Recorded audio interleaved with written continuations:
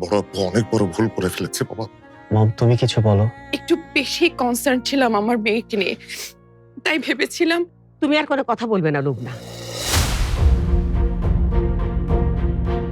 ইতিমধ্যে অনেক বলেছো, যথেষ্ট হয়েছে।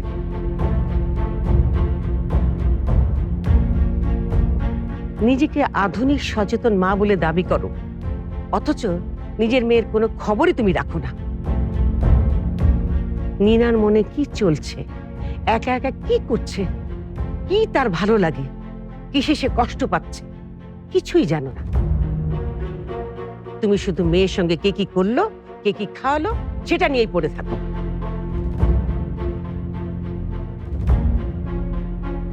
ভালো বাবা মা হতে চাইলে সন্তানের সাথে কথা বলতে হয়। সন্তান কি চায় না চায় সেসব জানতে হয়, তাদের মনের গতিবিধি বুঝতে হয়, তাদের সময় দিতে হয়, তাদের পাশে থাকতে হয়। আজকাল বাবা মায়েরা লাফিয়ে লাফিয়ে বলে আমরা আমাদের ছেলে মেয়েদের বন্ধু। কেন বন্ধু হতে হবে কেন? বাবা মা আছো, বাবা মাই থাকো না, তাদের মাথার উপর ছায়া হয়ে থাকো। Getting ready with the new close up আমাকে দেয় 18 ঘন্টার সতেজ নিঃশ্বাস।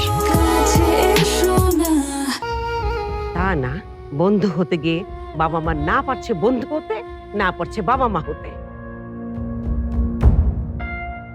পরিণতি কি সে তুমি দেখতেই পাচ্ছি চোখের সামনে।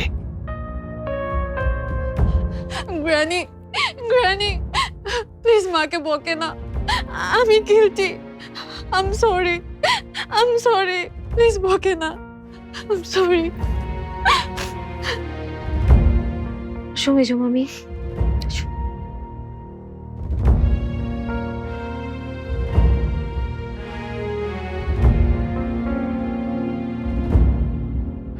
তুই কি চাস আমি তোকে আর তোর মমকে মাফ করে দেই? Yes granny, please.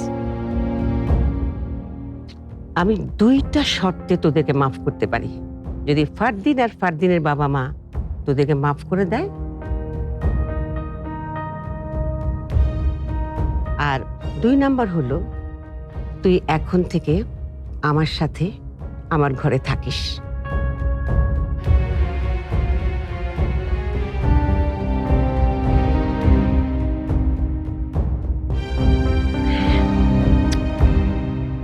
শকত, বিপাশা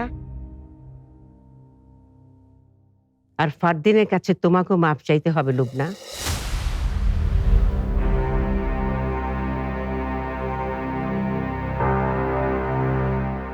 আমাদের পরিবারে এইরকম লজ্জাজনক অপবাদ এর আগে কেউ কোনোদিন দেয়নি।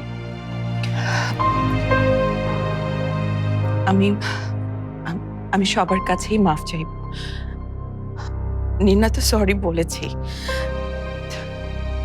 কিন্তু মা, নিনা আপনার সঙ্গে কেন থাকবে? যদি নিনার ইচ্ছা না করে? আমি কাউকে কোনো ব্যাখ্যা দিতে বাধ্য নই, এটাই আমার শেষ কথা।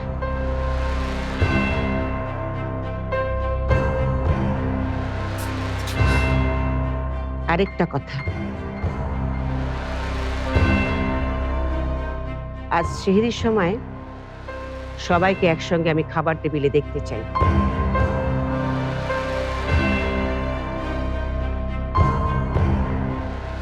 মেঘে মামা, মামিকে নিয়ে তুমি রুমে যাও।